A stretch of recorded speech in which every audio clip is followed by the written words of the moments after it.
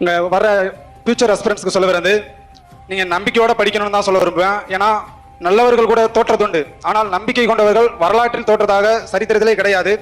உங்கள் மேலே நீங்கள் நம்பிக்கை வச்சா மட்டும்தான் எந்த ஒரு எக்ஸாமும் அச்சீவ் பண்ண முடியும்.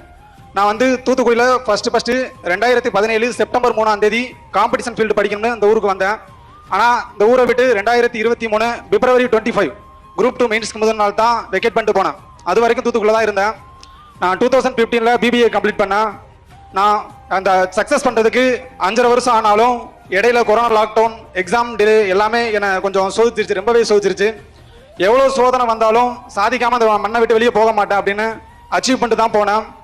வீட்டில இருந்து நான் படிக்க வரும்போது வீட்டில் சொன்னாங்க, இந்த சிங்கம் படம் டைலாக் மாதிரி சொல்லுவாங்க, என்ன ஆனாலும் சரி கோயில் திருவிழா கொடை கூட ஊருக்கு வரக்கூடாது அப்படின்னு சொல்லுவாங்க.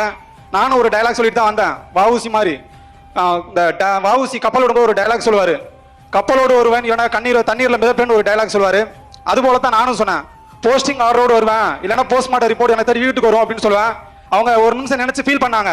நானும் வேகமாக நினைச்சு வரும்போது நினைச்சேன், பெருசா நம்ம வரும்போது ஒரு டைலாக் சொல்லட்டுமே அப்படின்னு யோசிச்சுட்டு வந்துட்டு அப்புறம் தான் நினைச்சேன், எனக்கு தற்கொலை பண்ற அளவுக்குலாம் தைரியம் கிடையாது, ஆனா சாதனை பண்ற அளவுக்கு எனக்கு நிறைய எனக்கு தன்னம்பிக்கை இருந்தது.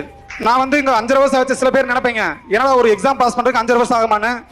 ஆகாது. ஒவ்வொருத்தவங்க 6 மாசத்துல பாஸ் பண்ணவங்களும் இருக்காங்க, 6 வருஷத்துல பாஸ் பண்ணவங்களும் இருக்காங்க. நான் வந்த டைம் ஃபர்ஸ்ட் எக்ஸாம் 6 மாசத்துல ஒரு குரூப் 4 வந்தது, 136 மதிப்பெண்கள் பெற்றேன். அடுத்து வந்த குரூப் 4ல 164 எடுத்தேன். அப்போ எனக்கு டைபிஸ்ட்ல அதனால அந்த போஸ்டிங் என்ன மிஸ் ஆயிடுச்சு, கிடைக்கல. அடுத்து இடையில கொரோனா லாக்டவுன் 2 லாக்டவுன் போட்டாங்க, எக்ஸாமே வரல, ரொம்ப டிலே ஆயிருச்சு. வீட்லயும் கொஸ்டின் கேட்க ஆரம்பிச்சாங்க. உறவினர்கள் எல்லாருமே கொஸ்டின் வச்சு என்னமா படிக்கிறேன்னு அதெல்லாம் பேஸ் பண்ணி தான் அந்த இடத்துக்கு வந்தேன். நாங்கள் சொல்றது என்னன்னா, ஃபியூச்சர் ரெஸ்பிரன்ஸ்க்கு எக்ஸாம் டிஎன்பிசி நமக்கு தெளிவாக சிலபஸ் கொடுத்துட்டாங்க, எக்ஸாம் டைம் டேபிள் கொடுத்துட்டாங்க. இந்த எக்ஸாம் இந்த மந்த்ல தான் நமக்கு கால்பர் ஆகுன்னு நீங்க அதை பிளான் பண்ணி எக்ஸாம் வரதுக்கு முன்னே நம்ம சிலபஸை கம்ப்ளீட் பண்ணி முடிச்சிடணும். ஏன்னா கரண்ட் அஃபேர்ஸ்லாம் எக்ஸாமுக்கு ஒரு 3 மந்த்ஸ்க்கு முன்னே முடிச்சிட்டிங்கன்னா கால்பர் பண்ணதுக்கு ஒரு 3 மாசம் டைம் கொடுப்பாங்க. அதில் அந்த டயத்துல நம்ம பேலன்ஸ் கரண்ட் அஃபேர்ஸை படிச்சிடணும். எக்ஸாம் கால்பர் வந்த பின்னாடி ஒன்லி ரிவிஷன், டெஸ்ட் பேஜ் இது மட்டும் தான் போடணும். டைமிங் இங்கே உள்ளவங்கலாம் டைமிங் கரெக்டாக ஃபாலோ பண்ணாலே கண்டிப்பாக சக்ஸஸ் தான். அந்த டைமிங்கை மட்டும் நீங்கள் மிஸ் பண்ணாமல் இருக்கணும். இறுதியாக ஒன்று சொல்லி நிறைவேற்றிக்கிறேன், எதுவும் சுலபம் இல்லை, எல்லாமே சாத்தியம்தான். தோற்பது தவறில்லை, தோல்விகளிலிருந்து